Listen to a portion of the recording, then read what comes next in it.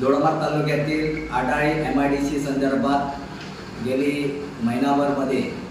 जो अवैध खनिज उत्खननाचा जो प्रकार सुरू आहे त्या संदर्भात आज आम्ही पुन्हा एकदा दोडामार्ग शिवसेना उद्धव बाळासाहेब ठाकरे पक्षाच्या वतीने पत्रकार परिषद घेतला। त्यासाठी उपस्थित असलेले आमचे सर्व प्रमुख पदाधिकारी या ठिकाणी उपस्थित आहेत। महत्त्वाचा विषय म्हणजे दोडामार्ग MIDC दोडामार्ग तालुक्यातील आढाळी एकमेव MIDC आहे आणि गेली 13 वर्ष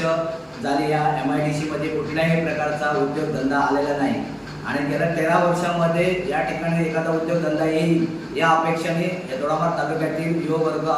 अपेक्षा धरून होते आणि त्यांची आशा होती, परंतु आशा आता पोल ठरत असल्याची या ठिकाणी दिसत आहे। महत्त्वाचा विषय म्हणजे आढाळी MIDC जवळजवळ 500 ते 600 एकर जमीन अंदाजे त्या ठिकाणी MIDC साठी स्थानिक शेतकऱ्यांची जमीन घेतली होती, परंतु आज या ठिकाणी बघितलं तर या ठिकाणी MIDCचं एखादा उद्योग आणण्याचा एकाही विचार प्रशासनाचा किंवा शासनाचा होत नाही आहे आणि त्या ठिकाणी मोठ्या प्रमाणात अवैध खनिज उत्खनन करण्याचा जो प्रकार सुरू आहे आणि त्या खनिज उत्खनन नेमकं कोण करतो या संदर्भात आम्ही दोडामार्ग तहसीलदारांशी सुद्धा आमचे माजी आमदार उपरकर यांच्यासोबत भेट घेतली होती, परंतु दोडामार्ग तहसीलदारांना सुद्धा ते जे खनिज उत्खनन करणारे जे उत्खनन करणारे माफिया आहेत ते सुद्धा त्यांना आजपर्यंत त्यावर कारवाई केली गेली नाही। विशेषतः दोडामार्ग तालुक्यात असा प्रकारचा उद्योग चालू असताना जे सत्ताधारी आहेत ज्यांच्या ताब्यात प्रशासन आहे त्या सत्ताधाऱ्यांना सुद्धा त्या प्रशासनावर दबाव आहे का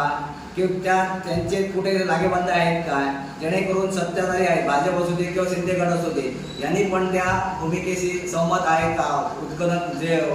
अनधिकृत उत्खनन सुरू आहे त्यांना त्यांचा पाठिंबा आहे का, जेणेकरून या ठिकाणी जो मोठ्या प्रमाणात शासनाचा कर चुकवला जात आहे आणि जो खनिज उत्खनन करून जो शासनाला कर मिळाला पाहिजे तो कर चुकवला जात आहे, याला प्रशासनातील स्थानिक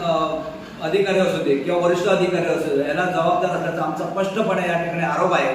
काल आम्ही जेव्हा भेट घेतली त्यावेळेस एकंदर संपूर्ण त्यांना सविस्तर माहिती सांगितली। त्या ठिकाणी असलेले MIDCतील स्ट्रीट लाईट असू दे,